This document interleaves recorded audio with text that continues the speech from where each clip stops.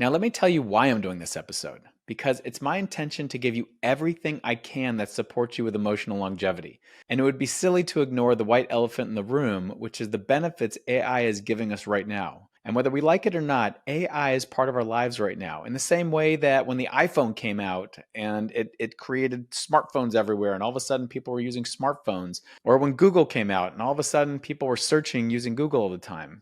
So instead of resisting it, why not learn how to use it as a tool for well being?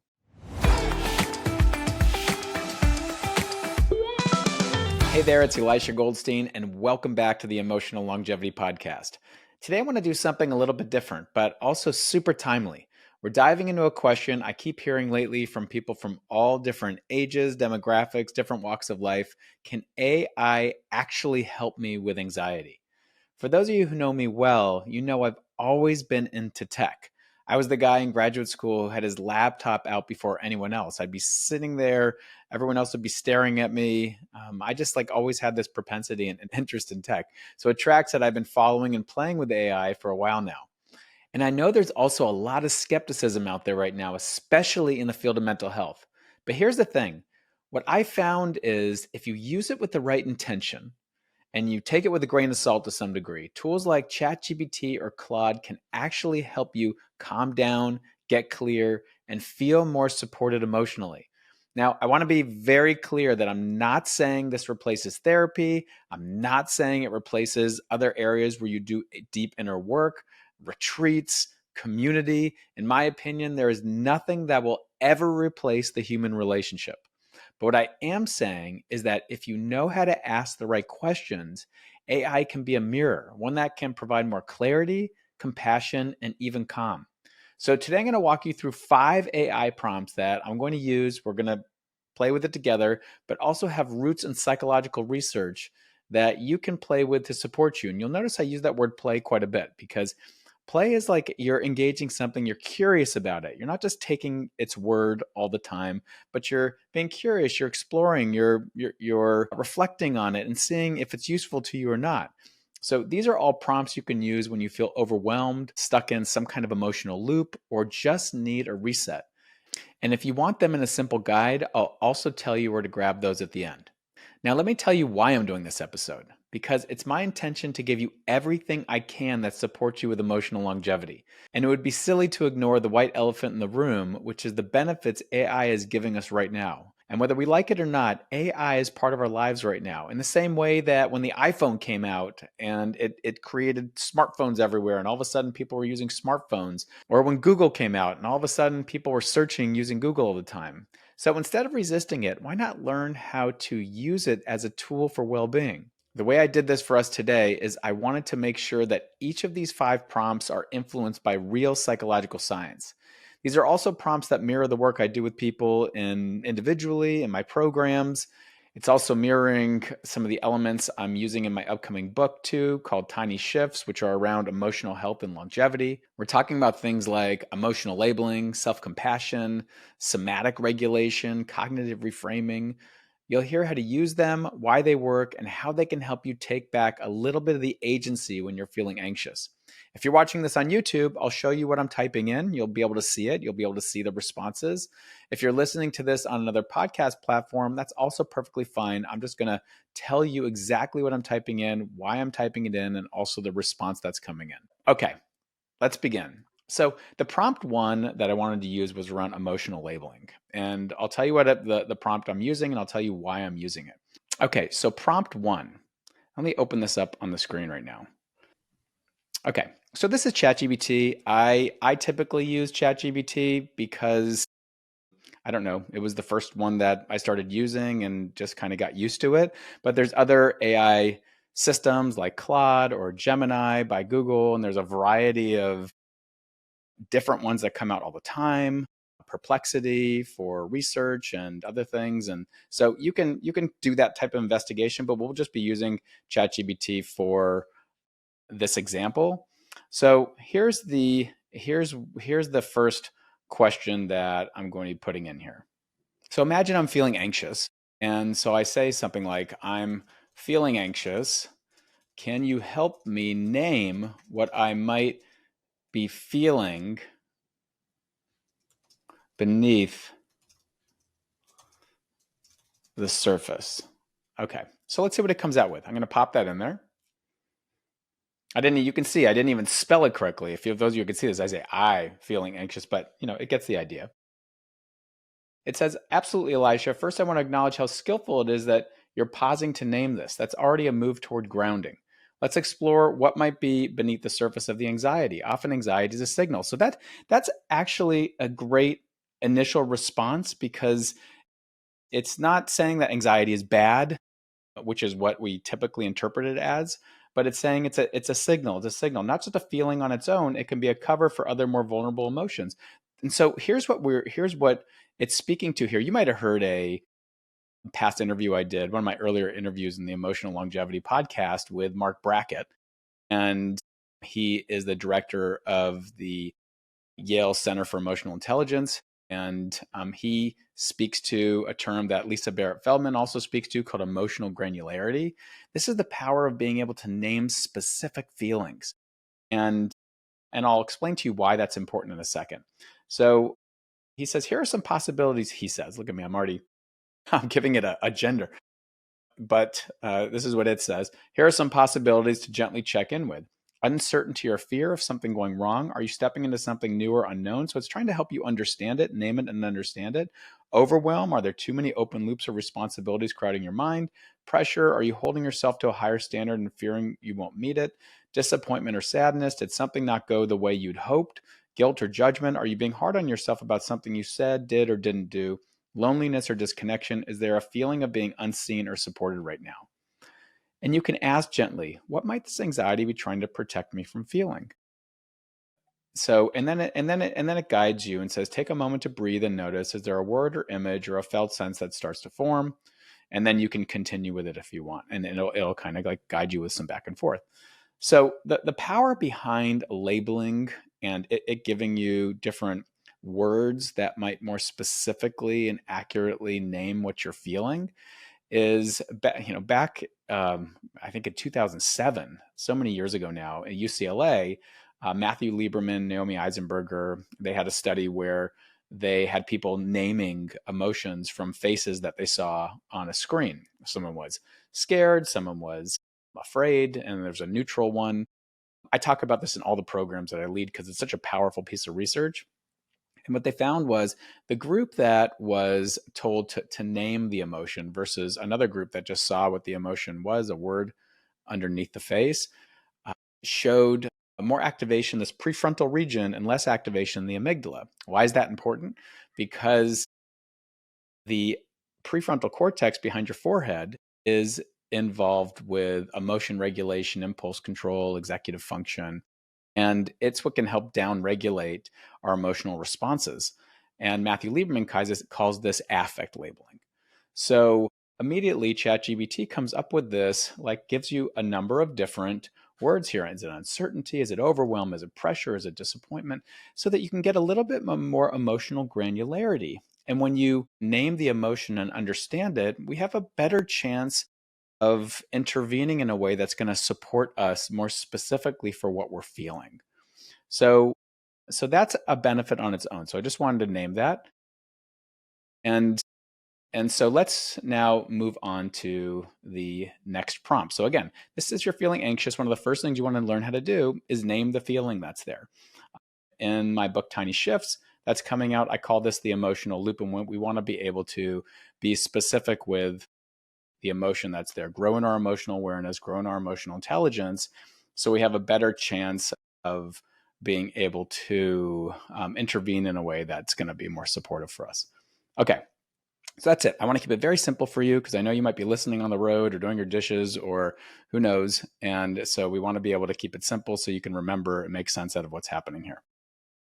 Okay, so that's the first prompt. Now let's go to the second one.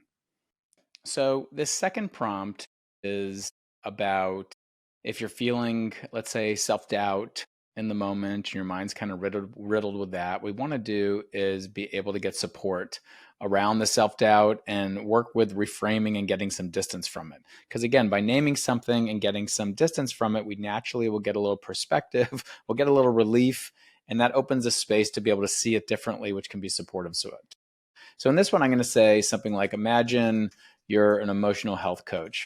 And so I wanted to take on that perspective. I'm feeling riddled. I'm feeling riddled with self-doubt. Help me reframe this. Something like that. It's a simple question. So it responds very quickly, right? Absolutely, I'm here for you in the moment. Let's approach this like a thoughtful emotional health coach would. Okay. Empathy, clarity, right? So first it says self-doubt isn't a flaw. It wants you to know that there's nothing wrong with you. I like that initial response. It's a signal. It often shows up when you're growing, trying something meaningful, or stepping outside your comfort zone. The presence of doubt doesn't mean you're failing. It often means you're on the edge of something important. So it's shifting you out of like uncertainty and fear with its response to a different perspective. Instead of treating it as a stop sign, treat it as a yellow light. Pause, look around, but don't stop moving forward. Okay, so I'd be reading this initially and saying, okay, so that's interesting. It's shifting the way I'm seeing it to some degree, but of course, I want to see more. Okay, so reframe one from I don't know if I'm good enough to I'm still learning, and that's a strength, not a weakness. No one doing something worthwhile is completely free of doubt. Even seasoned pros second guess themselves. Doubt means you care. You're not blindly arrogant. You're thoughtfully invested. I'm going to go down here for a second. Okay, so here's why I say take these with a grain of salt. Because in my experience, when you're dealing with like heavy self doubt, this response is a very cognitive response, maybe something that would come out of cognitive behavioral therapy. And what I'd want to, and oftentimes if the intensity of the self doubt is intense, then we need to do something somatically. So, for example, in the work that I do in my program, and in what I'm writing in this new book, Tiny Shifts, is the first step is recognizing. Yes, we need to recognize a self doubt. I think it's worthwhile naming it. That gives us that space. We talked about that, but then what we need to do is we need to take a moment and see where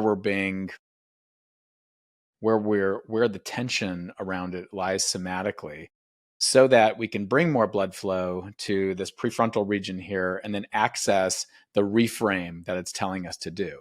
Otherwise, if the thoughts are really intense, the self-doubt's really intense, we're not really going to believe a whole lot maybe of what it's telling us. It might give us enough of a little bit of a shift in perspective that's helpful, but it would be more helpful if we took a moment and notice the self-doubt isn't a flaw, it's a signal. Okay, all right, take a deep breath, release, lower your shoulders. That could give you a little bit more space to say, okay, let me see if there's another way I can see this. So it says something, I'm still learning, and that's a strength, not a weakness. That might give us a little bit of a break, help us lay off of ourselves a little bit, which could be helpful. It says no one doing something worthwhile is completely free of self-doubt, otherwise telling us that we're not alone in this, which is also helpful. Even seasoned pros second guess themselves. Doubt means you care. You're not blindly arrogant. You're thoughtfully invested. So it's like, maybe I kind of believe that a little bit, but it does allow my shoulders to drop slightly. Reframe number two. So it's like, hey, try these on. So it's giving us a few different options here. And so my suggestion is, if you're going through this, you're like, which one of these feels good to me? Which one of these is putting me in a more grounded place and giving me the ability to open up or have more energy? Ultimately, the proof is in the eating of the pudding, as we say. Uh, so that's the way you want to take this, right? Reframe number two, from others have it all together to I only see their highlight reels. I'm living my behind the scenes, right? And so, I'm not so sure that I know everything that they're doing. So that gets rid of that. That helps that helps bring the volume down on the comparing mind, which is typically going to be what's really messing us up. Compare it, and then it says comparison is a trap, and social media makes it worse. You're not broken. You're just seeing yourself up close and others from a distance. That's all. So it's like, give yourself a break a little bit.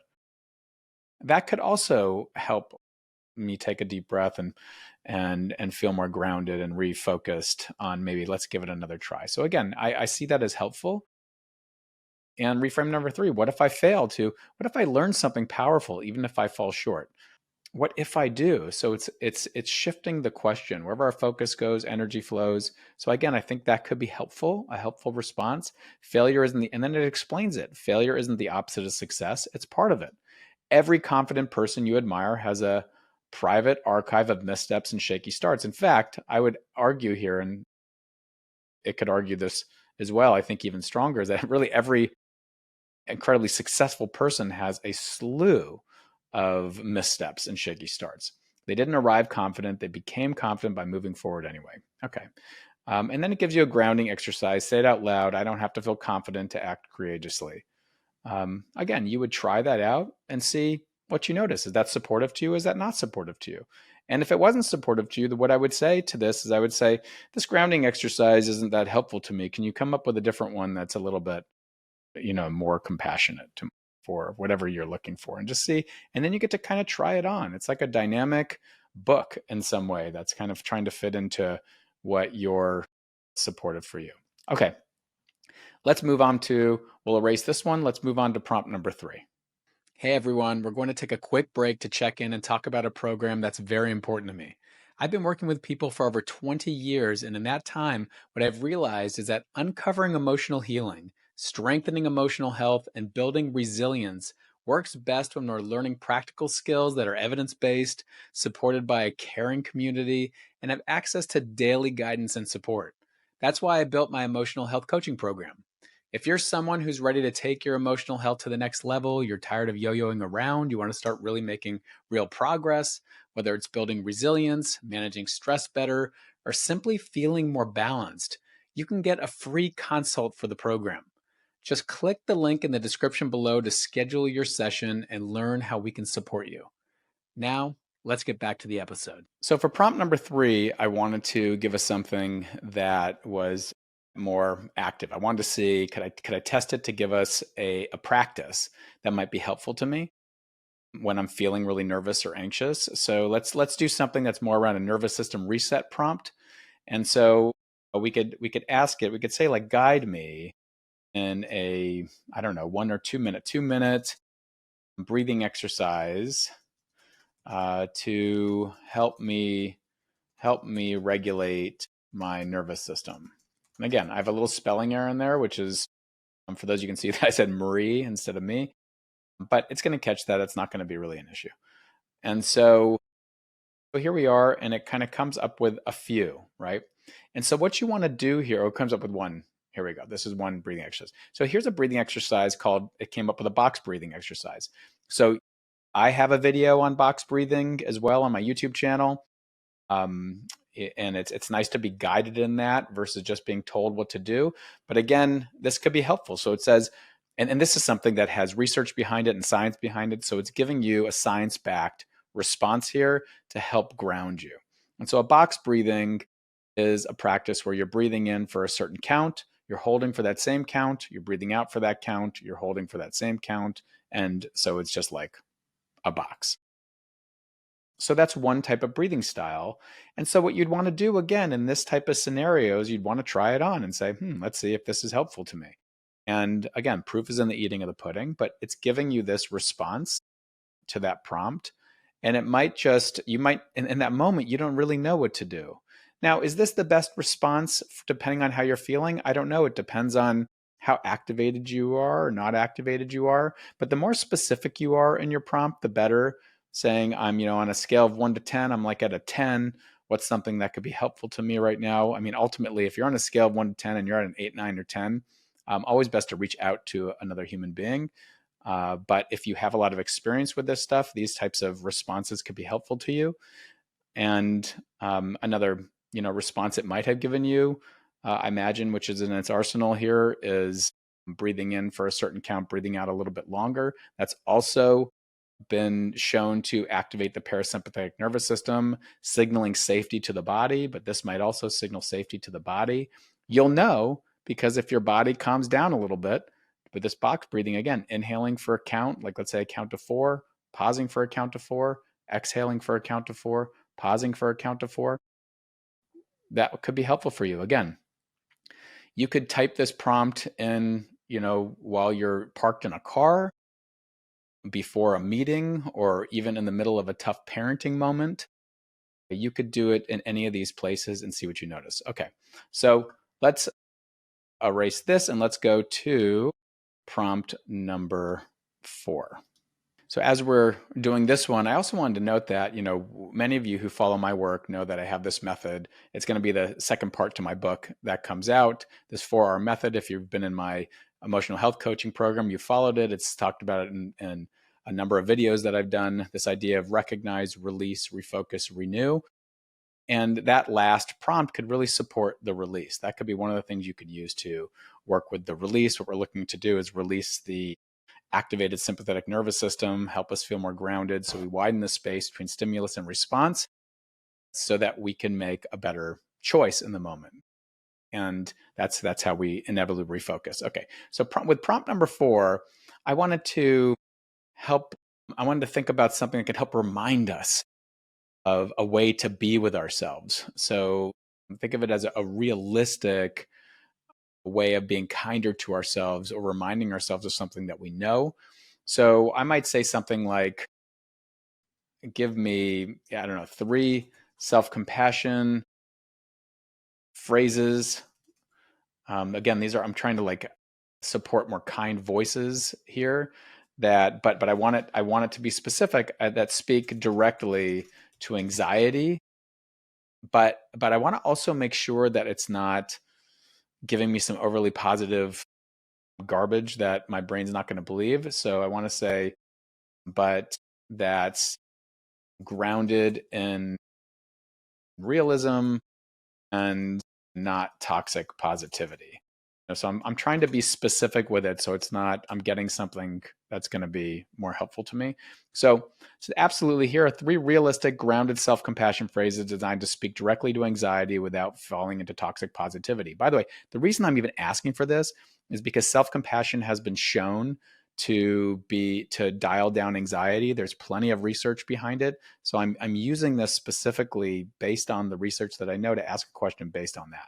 So it says absolutely okay. So without falling into toxic positivity, it says it's okay to feel this way.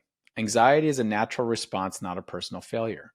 So again, the first thing I'd want to do is recognize the anxiety. I'd want to do kind of a somatic release, and this takes a little repetition to do that. But we learned the box breathing might be helpful for that. And then I'd be able to refocus and say it's okay to feel this way. Like it's okay to feel guilty, sad, shame, anxious, self-doubt, worry. Anxiety is a natural response, not a personal failure. This normalizes the experience without minimizing its impact while affirming that it doesn't make you weak or broken. So it gives you kind of the reason behind it. And so then there's another one. I can't control everything, but I can choose how gently I treat myself right now. You might get that response from a lot of people. I would give something like that. If someone's feeling like they're needing to control things that they can't control, we can't control everything. So we can let go of perfection, but you do have a choice once you become aware of it, and that's to choose how you want to treat yourself. You're the one who's suffering. And so we want to incline to support myself. So I support that response. This acknowledges the limits of control that often fuel anxiety while directing focus to what is within reach, self-kindness. Here's a classic one that I'm already looking at right now. This is hard, and I'm doing the best I can with what I know right now. You've heard that before, and you might look at it and say, I've heard that before, but the reality is, are we using it, right? This validates the struggle honestly. So again, it names it and validates it, which takes the steam out of it a little bit. That's what some of the science has shown, while offering a grounded reminder that effort, not perfection, is what matters. This is hard, and I'm doing the best I can right now, or best I can with what I know right now. Then it says, would you like them formatted as affirmations or journal prompts too? So it can help you in the future. Again, the reality is the research from Kristen Neff and others show that self-compassion is more effective than blind positivity. So this prompt invites that nuance, and they can help ground us. They acknowledge pain and pair it with support, and that's what builds resilience. And so, again, you're listening to this, or you're watching this, or you're kind of play with it yourself.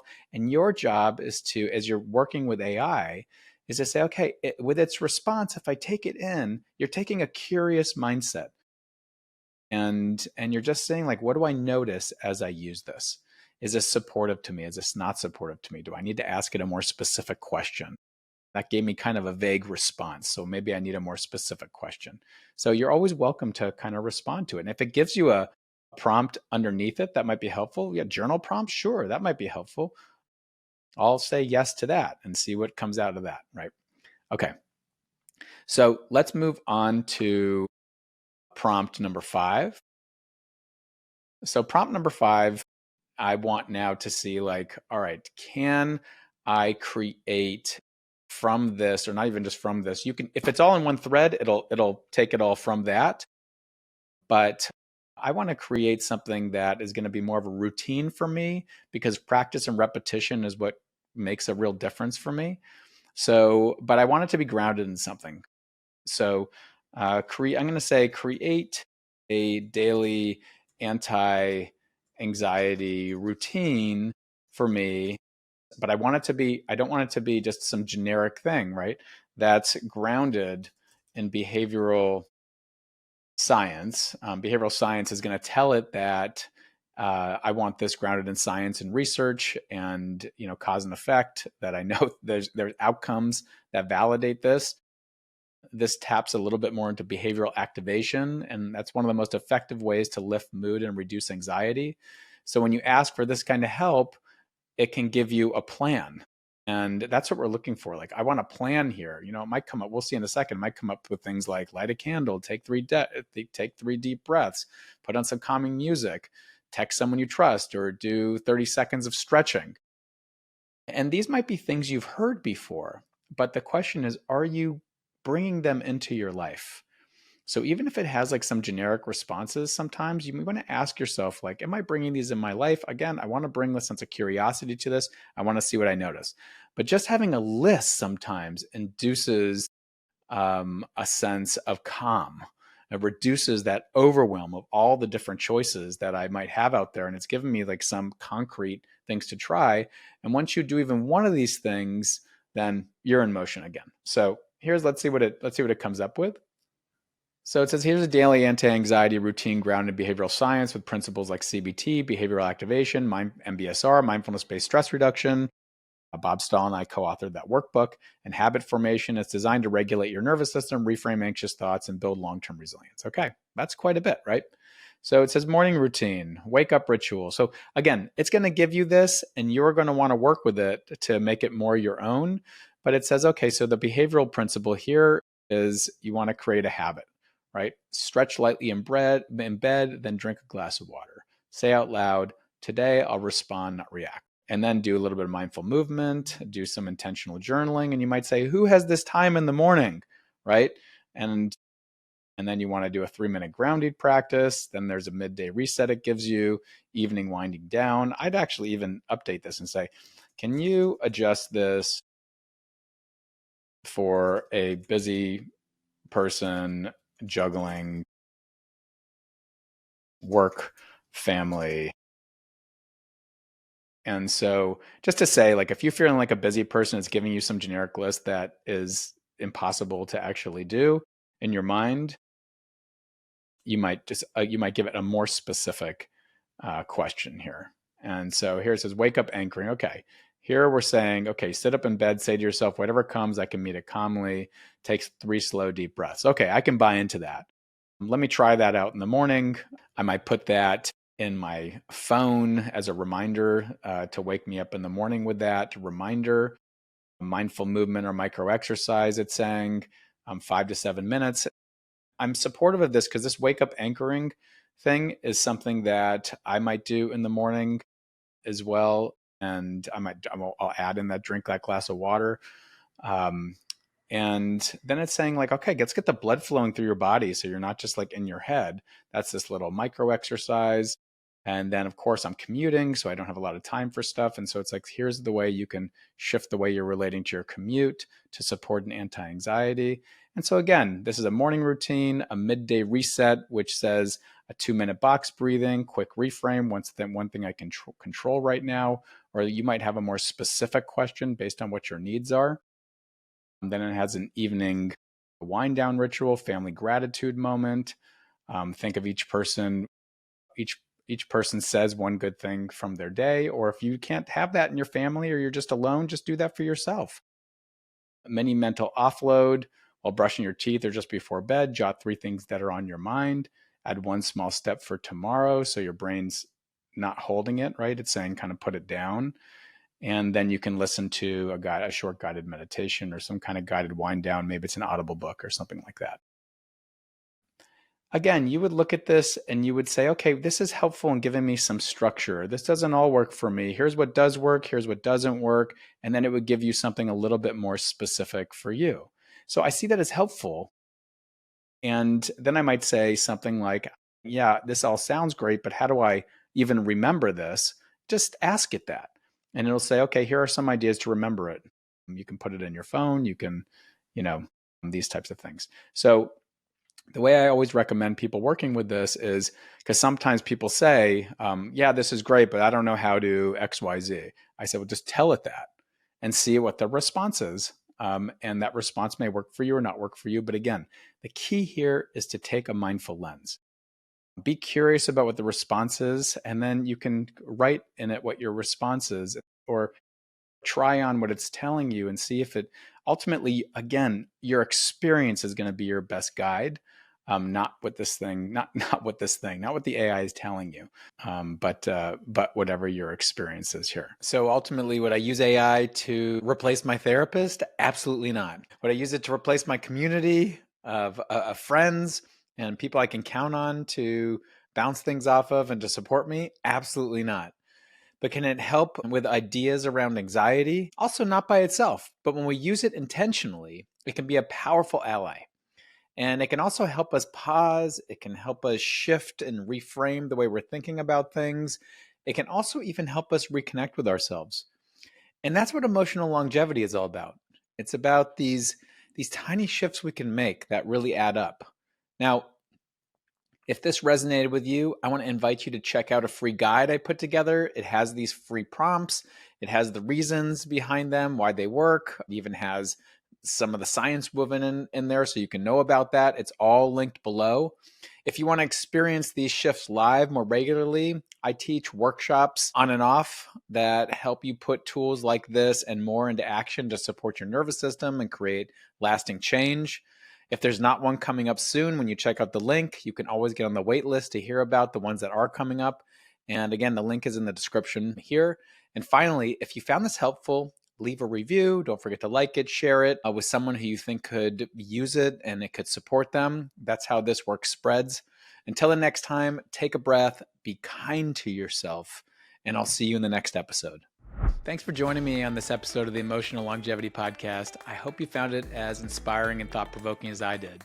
If you enjoyed this conversation, don't forget to hit like down below, subscribe to this channel, and share it with someone you know who could benefit from these insights. Your support helps us grow this incredible community and reach more people who need it.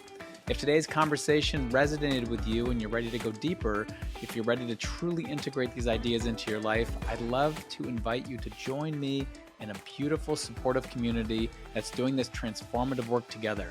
It's a space where you'll find guidance, connection, and the tools you need to create lasting emotional health and resilience. Check out the links in the description below to learn more. And before you go, make sure to tune into our next episode. It's one that you won't want to miss. Until next time, take care of yourself, and remember, emotional health isn't about just feeling good. It's about building the foundation for a longer, healthier, and more joyful life. I'll see you soon.